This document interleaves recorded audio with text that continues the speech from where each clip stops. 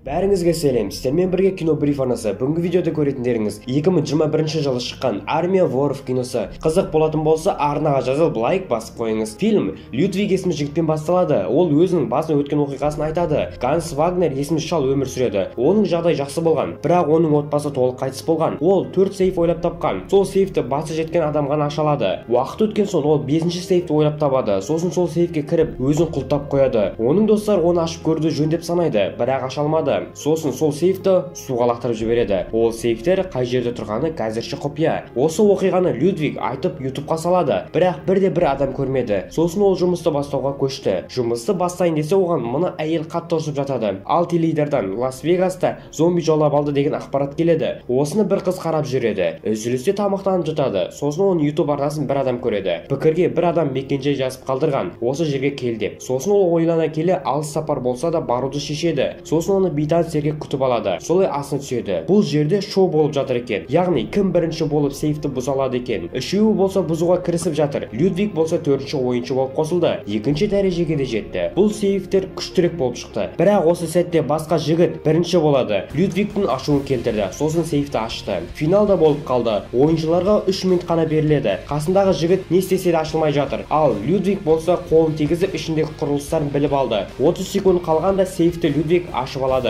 Осы кезде ол Гвендел есімді қызды байқап қалады. Келесі күні Гвендел Людвигті қорқытып жібереді. Гвендел болса, мен сені күнде аңдимын деді. Гвендел осы кафеде небәрі 7 минутта барлық адамның қалтасының ақшасын білдіртпей алып қойған екен. Өте мықты ұрлықшы екен. Яғни оған дос керек. Людвиг оған жақсы дос бола алады. Себебі ол барлық сейфті ашуға қабілеті жетеді. Және де Гвендел, зомбилер біздің қаламызға келместен бұрын біз ақшаның барлығын алып, қысқа уақытта жақсы өмір сүрейік деді. Людвиг жаңалықтарды көріп отырса, оған зомбилар шабуылдауда. Бірақ бұл галлюцинация болды. Сол қорқынышпен келесі күні Гвенделға барады. Гвенделдің тобында Карина есімді қыз, және де көлік айдаушы Роль, және соңғы адамы Бред Кей. Сосын ол Людвигті қарсы алады. Сосын олар сейф туралы ақпараттарды жинай бастайды. Бірнеше күннен кейін бірінші банкқа барады. Людвиг бірінші болып кіреді. Сосын Гвендел, ол болса кілтті оңайлықпен алып алады. Келесі Карина кассирді өзіне қарай алаңдатады. Сосын екеуі сейфке келеді. Людвиг қолымен ұстап қана іштегі құрылыстарын анықтап жатыр. Сосын бұзып алады. Ақшаларын қалғанша алады. Сосын Роль көлікпен күтіп отырады. Миссия сәтті аяқталды. Бұл жағдайды білмеген департаментке де жетеді. Бұны істеген зомби шығар деді. Венсон болса, зомбилар ондайға барамайды. Бұны бір топ адамдар істеді. Табуымыз керек деп жатады. Ал мына топ ақшаларын қалағанша құрдық, көңіл күйлерін көтеріп жатыр. Людвиг Гвенделдің қасына келеді. Оған балалық шағы қалай болған айтады. Яғни ол кәдімгі балдар сияқты доппен далада ойнап жүрген жоқ. Сейфті бұзуды үйренген. Гвендел болса барлығын тастап, Лас-Вегастағы ақша толған сейфті алып қайту болып тұр. Бірақ ол жерде толған зомби. Екінші банкке де көзі түседі. Яғни ол Прагада орналасқан. Департаменттегілер осы жерде екен. Карина болса компьютерде барлық камераларды көріп жатыр. 16 секундта барлығын істеп бітем деп жатты. Бірінші ол Людвиг қайтадан бастады. Карина болса оған қауіпсіз жерлерді айтып отырады. Ал күзетшілердегі камералар басқа кадрларды көрсетіп тұр екен. Людвиг келе жатады. Сосын Гвенделмен кездеседі. Бірақ осы сәтте күзетші келіп қалады. Төбелес басталып, Гвендел күзетшіні орнына қояды. Людвиг болса таңырқап қалады. Барлық іс бітті. Енді сейфті бұзу ғана қалды. Бірақ бұл сейф алдыңғы сейфтен қарағанда қиындау болды. Людвиг ұстап ойланып жатыр. Осы кезде департаменттегілер түсінбей жатыр. Қалайша камерадан өтіп кеткен деп. Сосын барып көрейік деді. Банкте қауіпсіздік қамтамасыз ететін құрылғылар қосылған. Сосын Бред, жағдай енді басқаша болады деп план, бұны орындаймыз деді. Венсон сейфке келеді. Бірақ олар басқа сейфке барған екен. Осы сәтте Бред келіп барлығын жайратып салуда. Гвендел болса тездет деп жатады. Людвигтің ісі болмай жатады. Бірақ қайтадан істеген сәтте сейф ашыла қалды. Іші толған ақша. Екеуі болса бір-біріне махаббаты оянды. Бірақ қазір ол нәрсеге уақыт жоқ. Бред барлығын қырып салды. Оны күзетші көріп қойды. Қолына тапаншамен атып қалды. Жаралы болып шығып кетті. Екеуі болса бар жылдамдықпен көлікке отырайын деп жатады. Бірақ Бред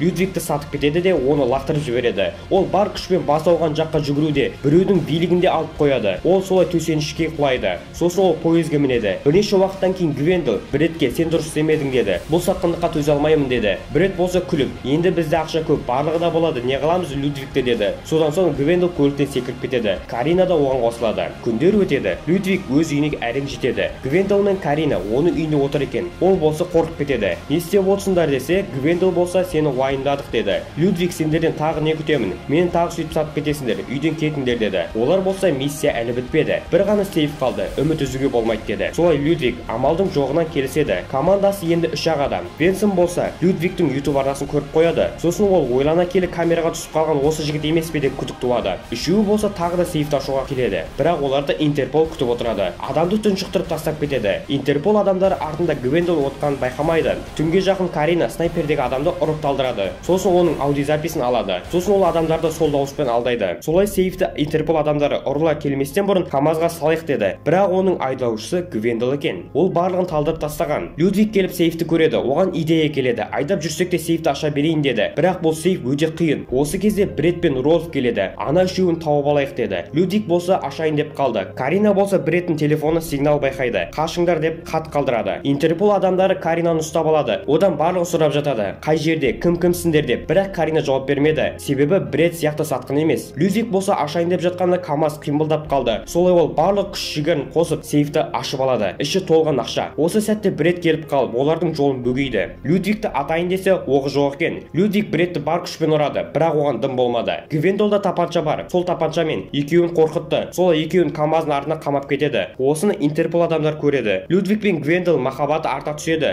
Бірақ бұл ұзаққа созылмады. Полицейский келіп қалды. Гвендол болса бізде шанс бәрібірде жоқ деді. Сөйтіп оған сен қайықпен қаш, ал мен берілемін деді. Венсон бұған келіседі. Солай Людвиг кетіп Калифорнияға келеді. Ол жақта Людвигке $250 000 ұсынады. Яғни ең соңғы сейфті бұзып бер, қауіпсіздігіңді қамтамасыз етеміз деді. Ол сейф Лас-Вегаста, яғни зомбилер жерінде екен. Осымен фильм аяқталады. Видеосы арнаға жазылып, лайк басып қойыңыз. Сізге 2 секундтық нәрсе, ал бізге видео түсіруге үлкен мотивация. Сіздермен бірге болған Кинобриф арнасы, келесі видеомызда көріскенше.